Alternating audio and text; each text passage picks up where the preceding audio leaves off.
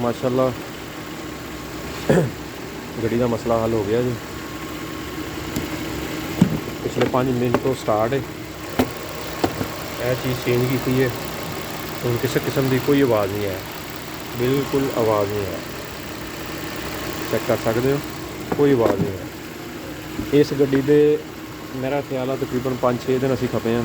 हर चीज़ खोल छड़ी, जनरेटर खोल छड़िया, आल्टरनेटिव, ਇਹਦਾ कंप्रैसर खोल के, ਇਹਦਾ बेल्ट बड़ा मुश्किल ਨਾਲ चेंज होंदा है। कंप्रैसर खोल के, वो स्टीयरिंग वाला पंप खोल के, हर चीज़ खोल के बेल्ट चेंज किया है।